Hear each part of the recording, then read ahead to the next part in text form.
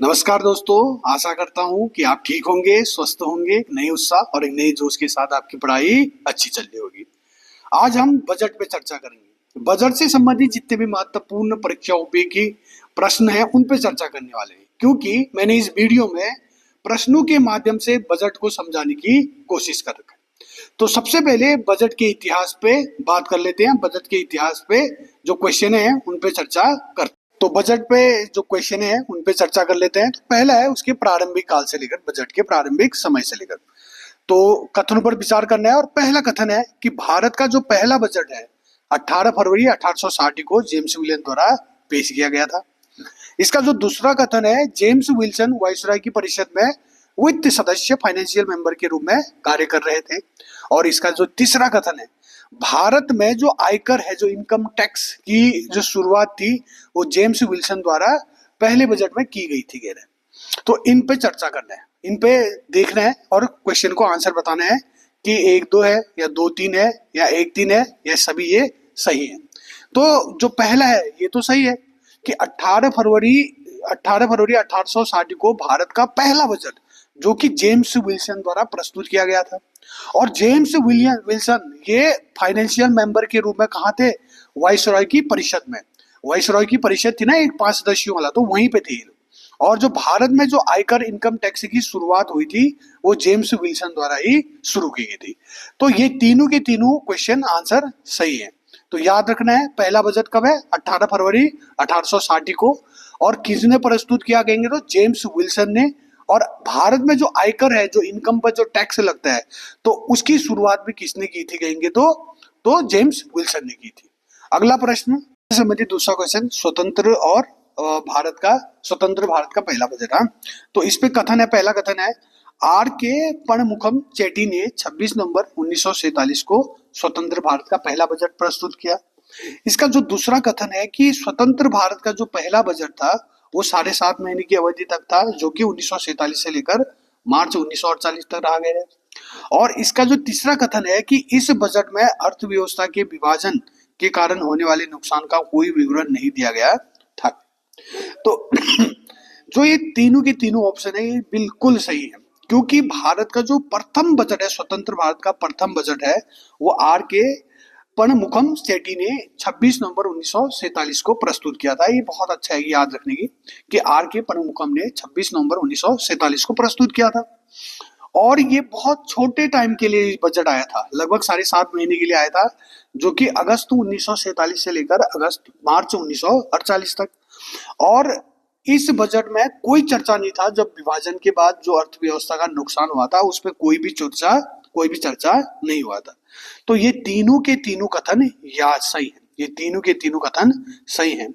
याद रखना है कि आर के चेट्टी ने सबसे पहले 26 नवंबर 1947 को स्वतंत्र भारत का पहला बजट प्रस्तुत किया।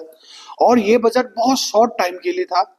और इस बजट में जो विभाजन के बाद जो नुकसान हुआ था उसकी कोई चर्चा नहीं थी। अगला क्वेश्चन बजट से संबंधित ये तीसरा प्रश्न है, जो रेल बजट और उसके पृथक्करण से संबंधित है। तो कथनों पर विचार करना है, निम्न कथनों पर। पहला कथन है कि 1924 से पहले रेल बजट और आम बजट एक साथ प्रस्तुत किए जा रहे थे।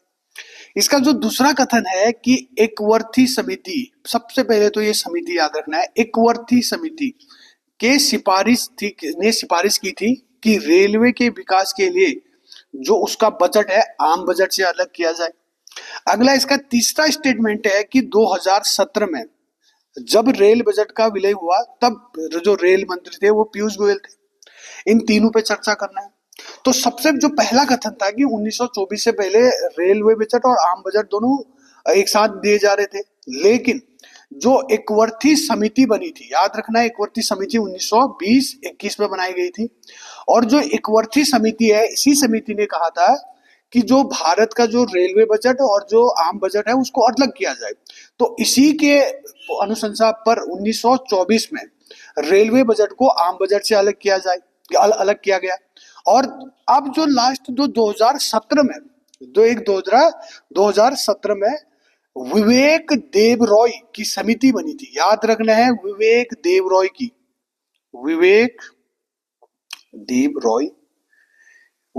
रॉय की समिति बनी थी 2015 में।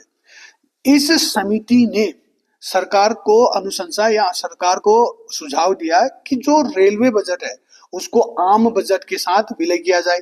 तो इनके अनुशंसा पर 2017 में रेलवे बजट और आम बजट को एक साथ किया गया। तो ये तीनों के तीनों सभी कथन उपरोक्त सभी हैं, याद रखना है, बहुत अच्छा इंपॉर्टेंट कि जो रेलवे बजट और आम बजट को अलग कब किया गया था, 1924। सबसे पहले जो समिति बनी थी वो किस समिति के अनुशंसा पर रेलवे बजट और आम बजट को अलग किया गया था, एक वर्ती समिति 1920-21।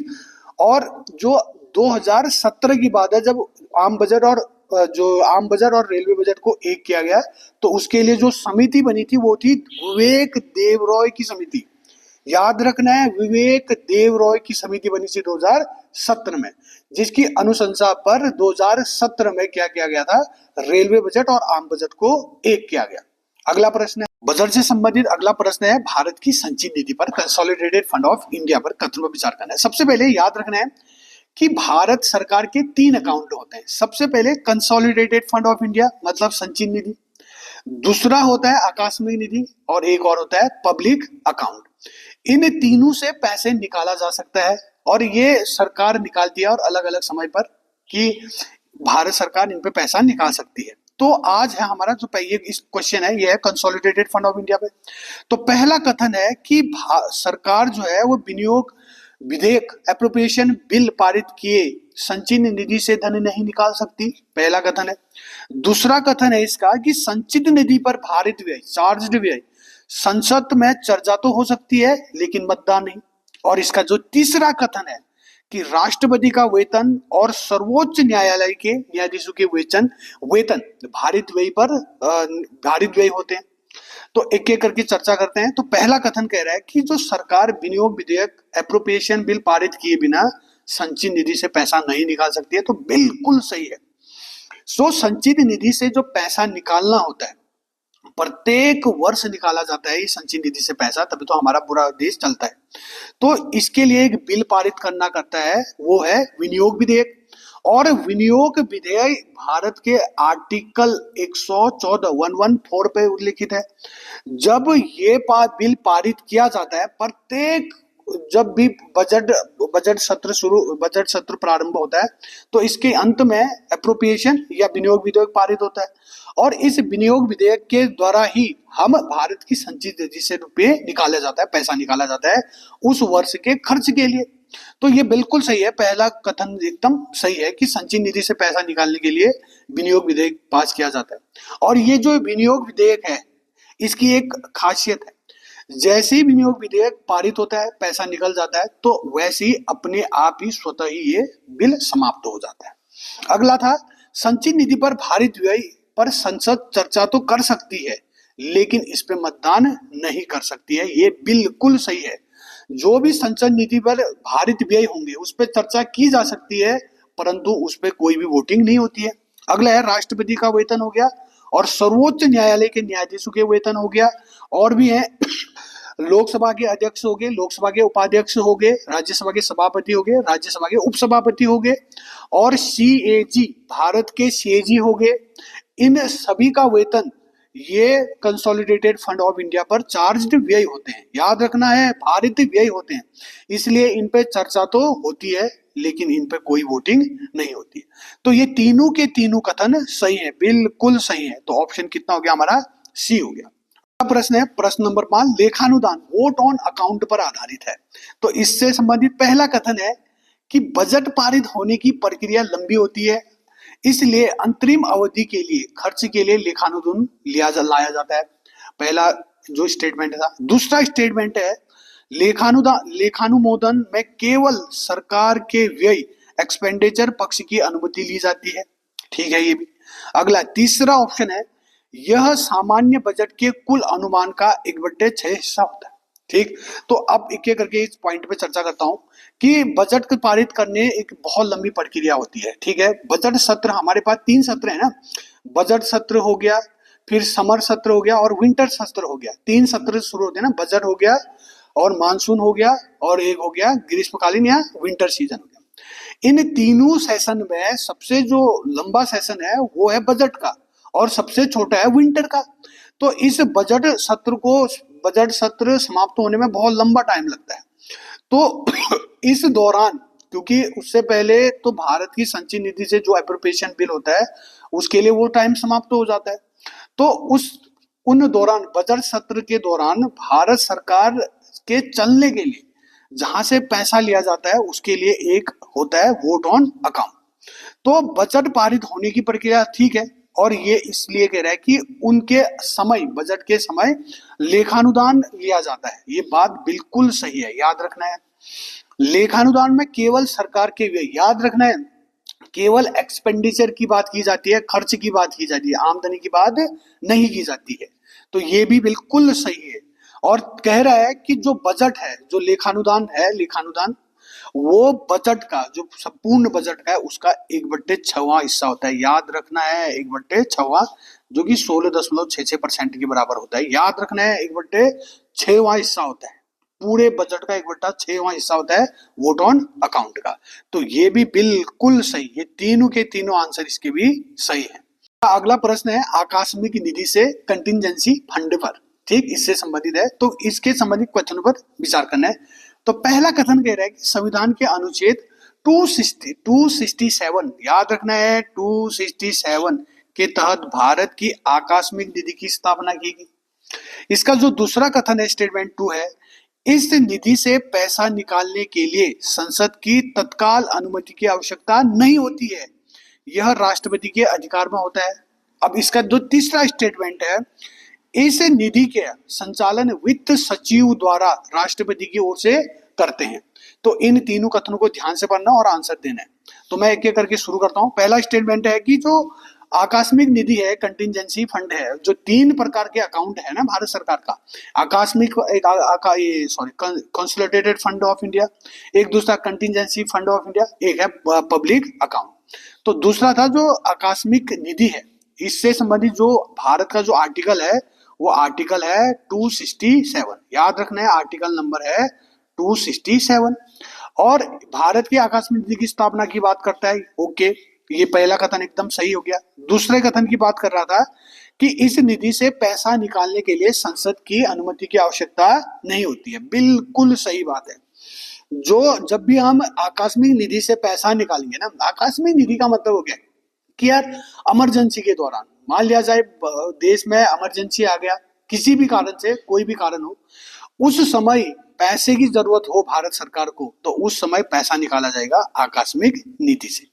और आकस्मिक निधि जो होती है वो राष्ट्रपति के पास होती है। याद रखना है कि आकस्मिक निधि का संचालन किसके पास होता है? राष्ट्रपति। और आकस्मिक निधि का जो संचालन है वो वित्त सचिव करता है। किसके कहने पर या किसकी ओर से? राष्ट्रपति की ओर से। क्वेश्चन बहुत बार पूछा गया है। तो जो आकस्मिक निधि है उसका संचालन वित्त सचिव करता है, किसकी ओर से? राष्ट्रपति की ओर से। तो ये भी तीनों के तीनों आंसर एकदम सही है, एकदम बिल्कुल। अगला प्रश्न है सार्वजनिक खाता, पब्लिक अकाउंट ऑफ इंडिया। तो मैंने किया था ना बात की यार, भारत की जो अकाउंट है वो 3 प्रकार के अकाउंट हैं भारत की। कौन कौन सा? सबसे पहला था संचित निधि, याद रखना है संचित निधि। और दूसरा क्या था इसका? आकस्मिक निधि, आकस्मिक निधि की बात थी। और इसका तीसरा हो गया हमारा, कौन सा हो गया? सार्वजनिक खाता, सार्वजनिक खाता, याद रखना है सार्वजनिक खाता। संचित निधि से जब भी पैसा निकाला जाता है तो कौन सा बिल? विनियोग विधेयक की बात किया जाता है। ये बहुत जरूरी है, विनियोग विधेयक पास होने से ही संचित निधि से पैसा निकाला जाता है। और संचित निधि पर चार्ज व्यय कौन कौन से हुआ है हमने बात कर लिया। दूसरा था आकस्मिक निधि। आकस्मिक निधि किस लिए होता है, किसके पास होता है, और इसके लिए कोई बिल पास करना पड़ता है या नहीं करता है, ये हमने देख लिया। अब है सार्वजनिक खाता। जब भी सार्वजनिक खाते की बात करेंगे तो सबसे पहले इससे संबंधित जो कथन है उसकी बात कर लेता हूं मैं। अनुच्छेद 266(2) के तहत सार्वजनिक खाते का उल्लेख किया गया है। इसमें भविष्य निधि, प्रोविडेंट फंड और छोटी बचत जमा राशियां रखी जाती हैं, ठीक है। इस खाते से भुगतान के लिए संसदीय विनियोग, पार्लियामेंट्री अप्रोप्रिएशन की आवश्यकता होती है। तो इन तीनों को देखना है और बताना है, ठीक, तो शुरू करता हूं मैं। सबसे पहला कथन कह रहा है कि जो अनुच्छेद 266(2) है के तहत सार्वजनिक खाते का उल्लेख किया गया है, बिल्कुल सही है। हमने जब भी पॉलिटी पर रखा होगा तो सबको पता होगा कि हाँ, जो सार्वजनिक खाता है वो 266 में रखा गया है। और जो ये भविष्य निधि है, जो इस खाते में, जो सार्वजनिक खाते में रखा जाता है, उसमें प्रोविडेंट फंड जैसी छोटी खाते, बचत खाते जैसी रखी जाती है, ये भी बिल्कुल सही है। और इसमें इससे पैसे निकालने के लिए इस पर कोई भी एप्रोप्रिएशन बिल पारित नहीं होता, क्योंकि जो सार्वजनिक खाता होता है ये दरअसल इसमें रखे हुए पैसे भारत सरकार के होते ही नहीं है, ये सिर्फ भारत सरकार की निगरानी में सुरक्षित रखे जाते हैं। जैसे जैसे एग्जाम्पल के तौर पर इसमें कर्मचारियों के जो पीएफ कटते हैं, ये पैसे इनमें रखे जाते हैं। छोटे छोटे जो बचत खाताएं होती हैं, जैसे समृद्धि योजना से, सुकन्या योजना से जो भी पैसे होते हैं वो पैसे इसमें रखे जाते हैं। और जैसे मान लिया जाए कोर्ट डिपॉजिट हो गया, कोर्ट से, और कोर्ट सिक्योरिटी डिपॉजिट हो गया, वो भी सारे के सारे पैसे इसमें रखे जाते हैं। तो इस जो ये सार्वजनिक खाता है, इसमें दरअसल सरकार का पैसा नहीं होता है, ये सरकार इसकी सुरक्षा करता है। ठीक, तो इसमें जो पैसे होते हैं वो आम लोगों के होते हैं, तो इसके लिए कोई भी बिल पारित नहीं करना होता है। ठीक, तो हमारा आंसर हो गया केवल 1 और 2, तीसरा वाला गलत है।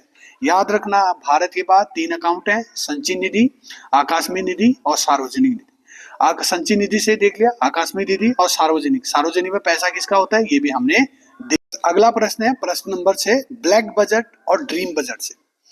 तो इससे संबंधित 2 स्टेटमेंट है, उसको देखना है। पहला स्टेटमेंट है, वर्ष 1973 और 74 के बजट को ब्लैक बजट कहा गया क्योंकि इसमें 550 करोड़ का भारी घाटे को दिखाया गया था।